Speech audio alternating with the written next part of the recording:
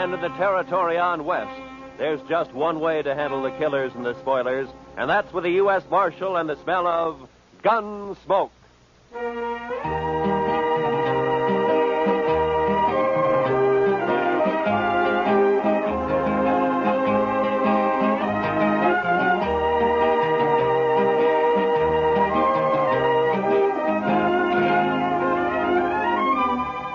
Gunsmoke, starring William Conrad. The story of the violence that moved west with young America. The story of a man who moved with it. Matt Dillon, United States Marshal.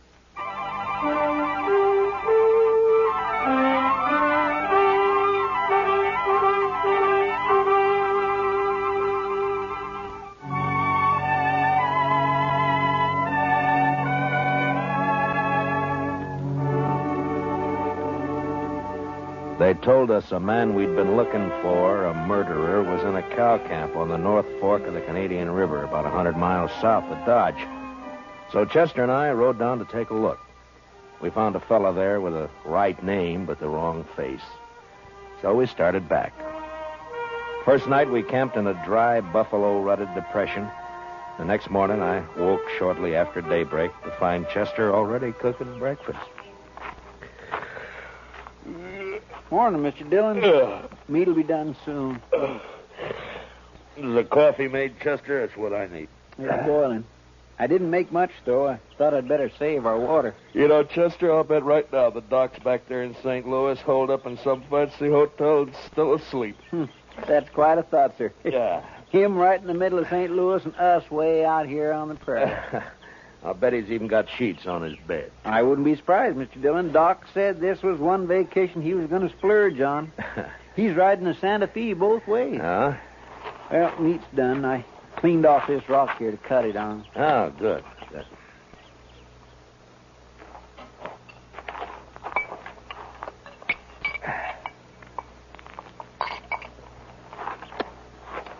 Well, you got it warm anyway, Chester. Well, now, meat shouldn't be overcooked, Mr. Dillon. That takes the taste clean out of it. Now, then we ought to be able to taste everything about this steer. Eggman's disappointment. How's that, Mr. Dillon? Never mind, Chester. How come you woke up so early this morning? Oh, I always do. Seems as soon as it gets daylight, my feet start to sweat, and then I just got to get up. Well, that's as good a reason as any, I guess.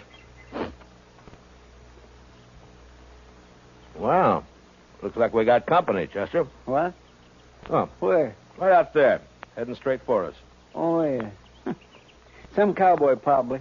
I don't know. He doesn't ride quite like a cowboy. Why, it's just a kid, Mr. Dillon. Yeah, it sure is. Sure needs a haircut. What? Say, Mr. Dillon, it's a girl. Now, what could she be doing out here? I'm carrying a rifle, too. Well, get on, miss, and have some coffee. Who are you, mister? Hi, this is Chester Proudfoot, and I'm Matt Dillon. How do you do? You rustlers or what?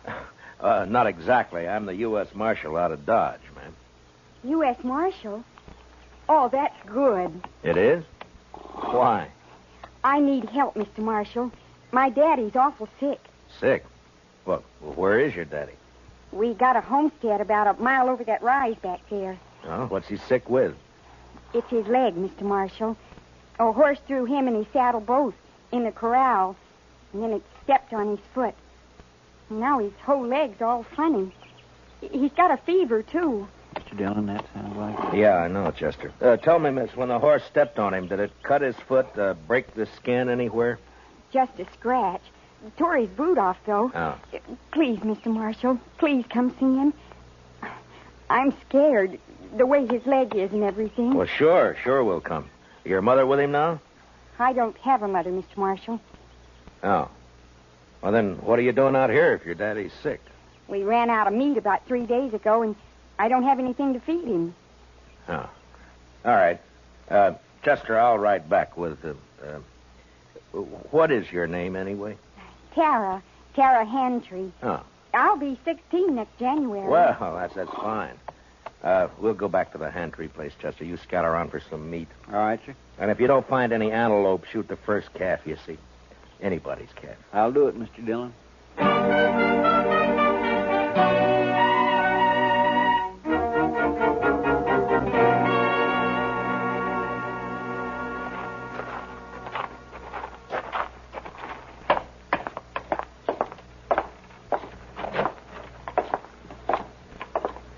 He's in the sleeping room, Mr. Marshall. No.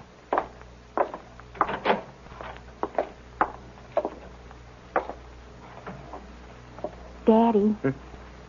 Daddy, I found a man, and he's going to help us.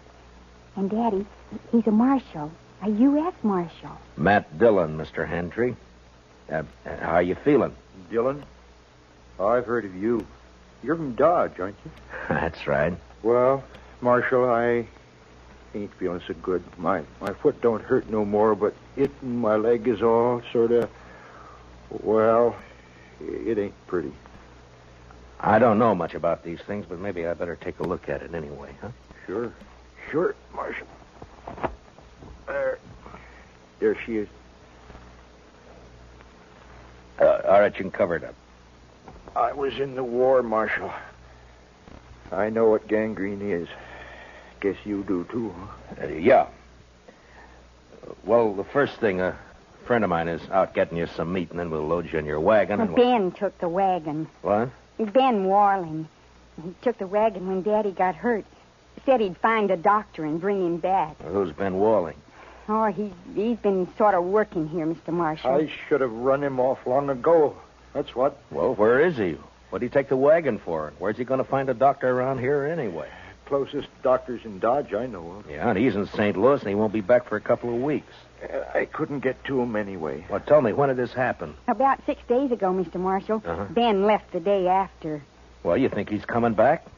Did he steal the wagon or what? He comes back here and me not able to get around. I don't know what I'll do. I ought to take a bullwhip to now, him. Take it easy, Just a Mr. Hand. bullwhip. Take it. He won't cause any trouble, so don't you get all worked up. Tara, we'll let him get some rest, huh? All right. We'll have some food for you soon, Mr. Hantry. I ain't very hungry.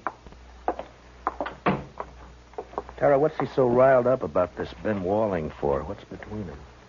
Oh, it's nothing, Mr. Marshall.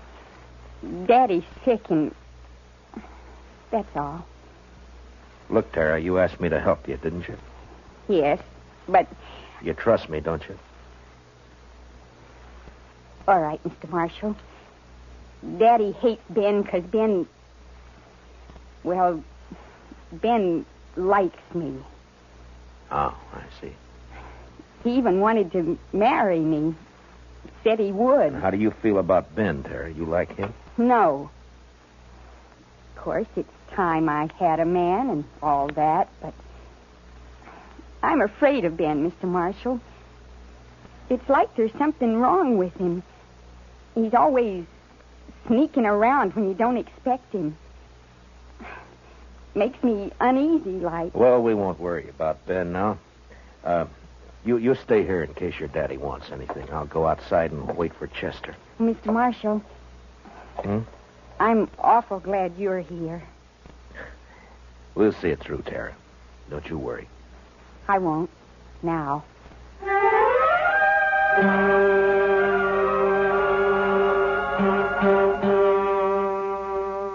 I went outside and walked over to the small corral that stood nearby. There I rolled a smoke and looked out across the flat distances of the prairie. And I wondered how anyone could survive in all that emptiness. Hantry, lying on his bed back there in the house. He wouldn't survive. The prairie had got to him all right. And its vast loneliness had put him out of reach of any help. And Tara, what could she do out here in this endless land of grass? I was glad to get my mind off it when Chester rode in with an antelope across his saddle. We hung it on the corral, dressed it, took a hind quarter into Tara, and we went back outside and sat down. Yes, sir. She's a plucky girl, Mr. Dillon. Yeah, fine girl, Chester. Yeah, but this Ben fella, I just don't understand his going off with the wagon like that. Well, it doesn't matter much now. Entry won't last more than a day or two, anyway. It's that bad, is it? Yeah, blood poisoning, Chester. As soon as it reaches his heart, he's done for. Well, isn't there any way to stop it? Yeah, sure. Cut his leg off. Oh. Too bad Doc isn't here. Yeah. Would that stop it, Mr. Dillon? Cutting his leg off, I mean? I don't know, Chester. I don't know. Maybe too late anyway. Well, I sure wish we could do something for him. I don't take to just sitting around and waiting for a man to die. Well, nobody does. It isn't right, somehow. That poor fella. And Tara. Why, Mr. Dillon, that girl will go crazy out here all alone. All right, Chester. What do you want me to do about it? I'm not a doctor. Now, shut up. Well,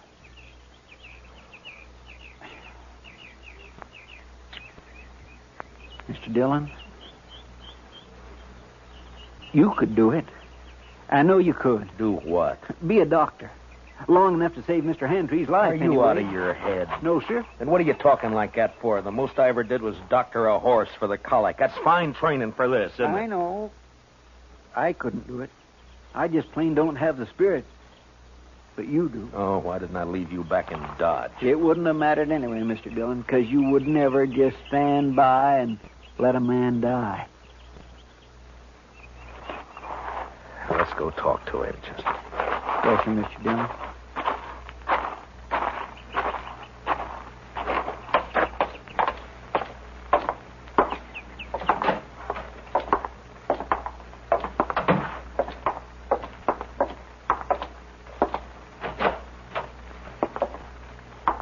Daddy's fever's worse, Mr. Marshall. I'm going to get some more water.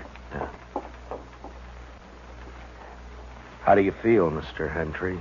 I don't feel much, Marshall. Outside of burning up. I've been trying to tell Tara I just can't last long with blood poisoning. She's just got to figure on it. Well, that's what I came to talk to you about. I guess you know the only thing that'll give you a chance. I know. I've been thinking about it. But I couldn't ask any man to do that. You didn't ask me. Well, it's up to you, Mr. Hantry. I'll try it if you're willing. The only thing is I won't know much about what I'm doing. I seen it done in the Union Army, Marshal. I could tell you some things. All right. The only thing is, Marshal, I don't know I'd be much use around here with one leg. Well, you'll have to decide that for yourself. I know. You could move to town, Mr. Hantry, you and Tara. That's it, Tara. If it was just me, I wouldn't do it, but I can't leave Tara alone. Now, if I can help it, I can't. All right, Marshal. Let's do it. You're a brave man. No, Marshal. I just don't have any choice. Come on. Let's get it over with. You got any liquor in the house? There's a jug of corn out in the kitchen. Get it, Chester. You can start drinking it while we're getting everything else ready. Tell Tara to start boiling a lot of water. Yeah. I'll talk to her in a few minutes. I'll be right back. Now, I want you to tell me everything that you know about this, Mr. Hantry. First, I'll tell you what you'll need. Mm-hmm. There's a straight iron out by the corral somewhere. Yeah. You can heat it in the main room fireplace. Right. Now, what else? Tara will find some cloth for bandages. And the rest of the stuff you can get in the kitchen. Uh-huh. The only thing worrying me is what'll we use to tie off the arteries with? Plain thread won't hold. Well, maybe some thin strips of raw hide. No, they'd soak through. You got to have something. I know. At least I think it'll work. What about horsehair? Oh, that's it, Marshal. Pull it off the tail. Ah. It'll work fine. Here's the jug, Mr. Hantry, and I brought you a cup, too. Pour me some. I want to get good and drunk. Here you are, Mr. Hantry.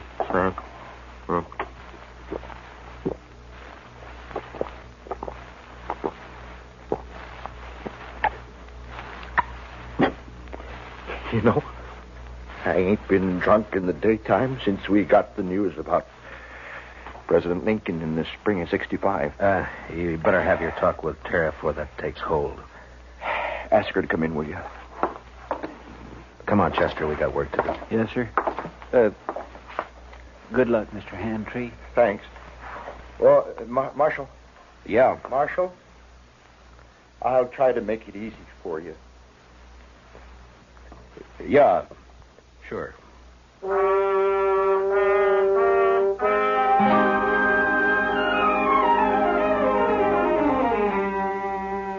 Shortly after noon, I operated. Whether it was the corn whiskey or his own hard courage, I don't know, but Handtree never whimpered. Chester stood outside the door and brought me whatever I needed.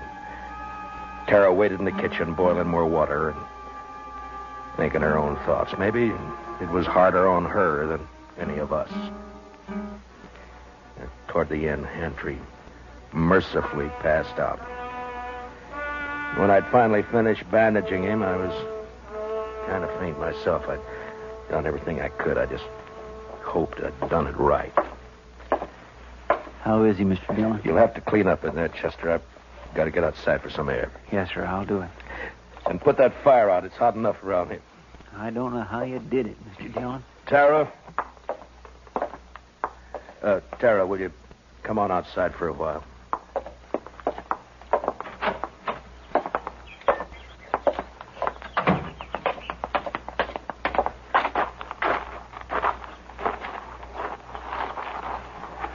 Is Daddy all right? Is he all right, Mr. Marshall? It's all over, Tara. We'll just have to wait and see now.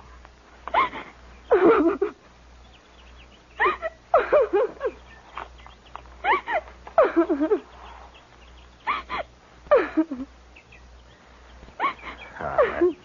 There now, Tara. He's all right.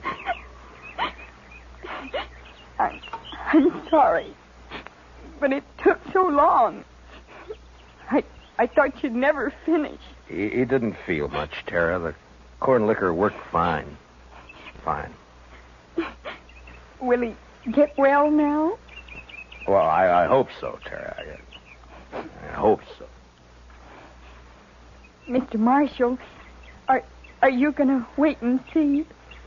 Oh, now, Tara, you don't have to worry about that. Chester and I'll be here as long as you need us. I just wanted to be sure. Can I go see Daddy now? Well, as soon as Chester comes out, Tara, then you can. All right. I'll wait, Mr. Marshall.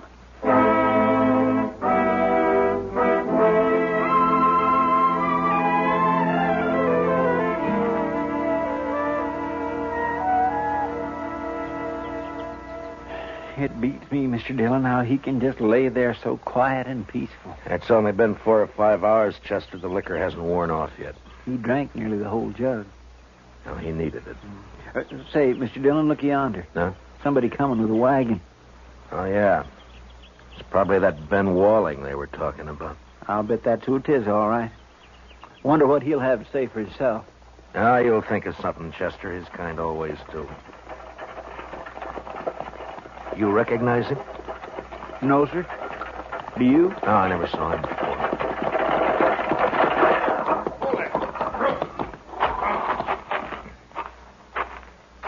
Hello. What are you doing here? You Ben Walling? How'd you know? The Handtrees. They've been wondering about you. Oh, yeah, sure. How is old Handtree, anyway? He's all right. He is, huh? You've been gone a long time, Ben. Where were you? I don't know you, mister, but you sure ask a lot of questions. You can answer them one at a time. Now, where were you? Who are you, anyway, mister? I'm a U.S. Marshal. Ain't no U.S. Marshals around here. There is now. Generally, I'm in Dodge. Your name Dillon? It is. Well, what are you doing here, Marshal? Tara ran into us, asked us to help.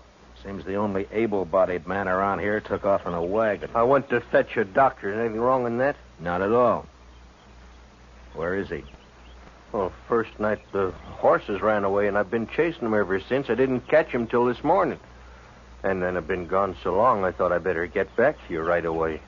I was worried about Tara and old Hantry, of course. I see. Well, you better get your horses unhitched, Ben. You can see Tara later. She's in with her father now. Gonna be all right, huh?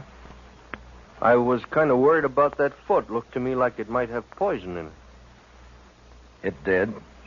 What do you mean it did? I took his leg off about noon today. You what? Mr. Dillon did it all by himself, just like a regular doctor. Oh, but how'd you know what to do? You might have killed him. Somebody had to do it, Ben. It's a sure thing Tara couldn't. You're blaming me, ain't you? Well, I did everything I could. It isn't my fault those blasted horses run off. Hantray's pretty sick, Ben. I wouldn't bother him for a day or two if I were you. Oh, I won't bother you. Oh, now look, Marshal. You can leave now. I'll handle everything here. We'll leave. As soon as Hantray's able to take care of himself again. All right, stay as long as you like. I don't care. Mr. Dillon, Yeah. I think that Ben is a no-good liar. You're right on both counts, Chester. And I'll tell you something else. You see that saddle over there? Well, that belongs to Mr. Hantry. Yeah, I know. I looked at it this noon. Somebody cut the cinch strap on it. Cut the cinch strap. Mm-hmm. No wonder that bronc bucked him in the saddle off both. Well, do you think Tara did it? Oh, my goodness gracious. No, Mr. Dillon. Tara'd never do a thing like that to her own. It was Ben, wasn't it? That'd be my guess. He figured the old man would get hurt, maybe killed. Why, sir? So he'd have a free hand with Tara. Why, is that low down? Mr. Dillon, let me arrest him. Not yet, Chester. There's plenty of time. All right, sir. I'll wait.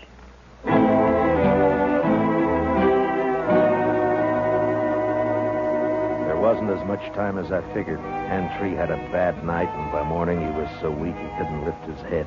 I tried to take his pulse, but I could hardly find it. Maybe I'd operated too late. Maybe the poison had already moved up into his body. I didn't know. I had no way of knowing.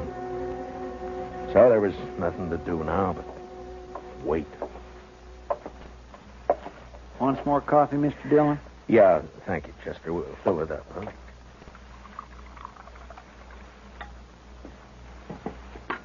Tara won't eat anything at all, sir. She just sat there by his bed, hasn't slept a wink I know of. Well, it's her father, Chester. He's all she's got. I never thought much about it before, Mr. Dillon, but seeing Tara, I kind of wish I had a daughter. You'd have to change your profession if you were going to take care of a daughter, Chester. Why, I don't have any profession, Mr. Dillon. Oh, Mr. Marshall. Yeah, what is it, Tara? Please come. Daddy wants you. I think he's... You better come too, Chester. Yes, sir.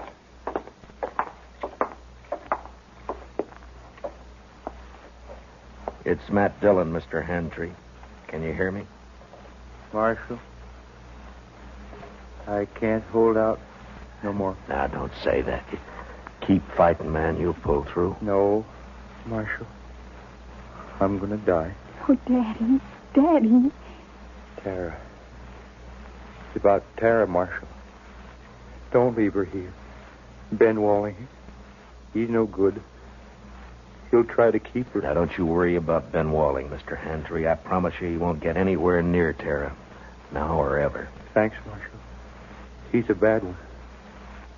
Tara can't stay here alone. She can't work this place. It's a bad way to die. Not knowing. Now, I want you to listen to me. Listen to me now. Yeah? I promise you something else, too. I'll take care of Tara. I'll see she's all right. I'll see she's cared for. Now, I promise that. I thank you, Marshal. I sure.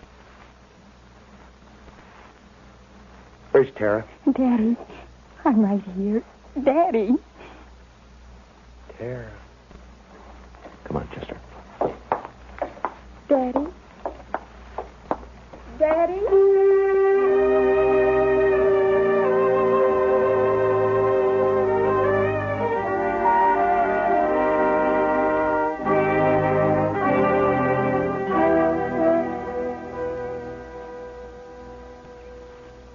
I don't know, Mr. Dillon. I don't think they'd have made out on this place anyway. Why not, Chester? Well, there just isn't enough water. That one little old spring is all I've got. Well, if they had a lake, it'd still be too much for Tara. What are we going to do with her, Mr. Dillon? I don't know, Chester. We'll have to think of something, though. My, I wish she'd come out of that house. I don't like it, her in there breaking her heart. Give her a little time, Chester. She'll be all right. Don't you move a finger, either one of you. Well, Well, you're mighty careless with that rifle, Ben. Don't get smart with me, Marshal. I know what I'm doing. And what would that be? I heard you in there. Heard you promise to take Tara away. I was right by the window. I heard it all. You got a curious way of courting a girl, Ben, trying to kill her father. Yeah, and I saw you yesterday looking at that saddle, but I didn't kill him, Marshal. You did. That's a lie, Ben Walling, and Well, you you know shut it. up. I won't shut up. If we'd have just got here sooner, Mr. Dillon would have saved him, that's all. It was too bad you got here at all. Because you're going to die for it. Both of you. Put the gun down, Ben. You're under arrest for attempted murder. You stay right where you are, Marshal. You know, I have an idea you've smelled powder before, Ben, and that you're afraid of it. Marshal? I have an idea that's why you tried to get hand-tree like you did instead of facing it. Stop here. And right now you wish you didn't have that rifle at all, don't you, Ben? Because I might have to shoot you for it, huh? No, don't, Marshal. Give me that. You all right, Mr. Dillon? You didn't even try, Chester. Rifle went off when I knocked it aside. That's all. He was scared to death. Well, I didn't feel exactly comfortable. Well, tie him up and keep an eye on him. I'll go see Tara. Yes, sir, Mr. Dillon.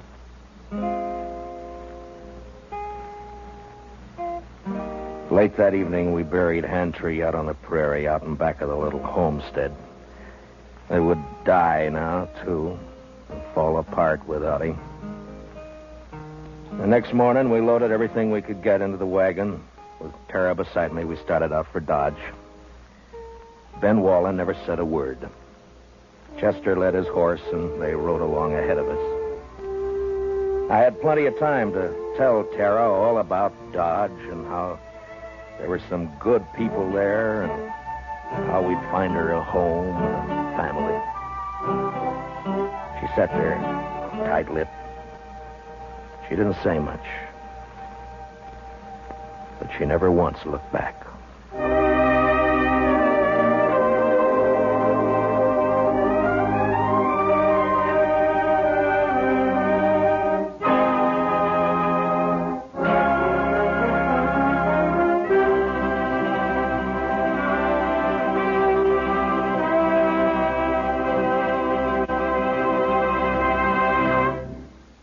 Gunsmoke, transcribed under the direction of Norman MacDonald, stars William Conrad as Matt Dillon, U.S. Marshal. Tonight's story was specially written for Gunsmoke by John Meston, with music composed and conducted by Rex Corey. Featured in the cast were John Daner, Sammy Hill, and Larry Dobkin. Parley Baer is Chester.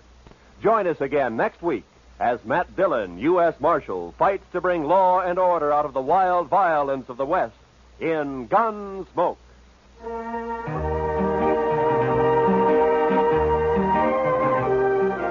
In case you didn't know, Jack Benny and his gang begin their new season tomorrow night. Jack, Mary, Don, Dennis, and Rochester welcome a new member to the team, the head man of CBS Radio's Club 15 show, Bob Crosby. Roy Rowan speaking. Remember, the top dramatic show of them all, the Lux Radio Theater, is heard Monday nights on the CBS Radio Network.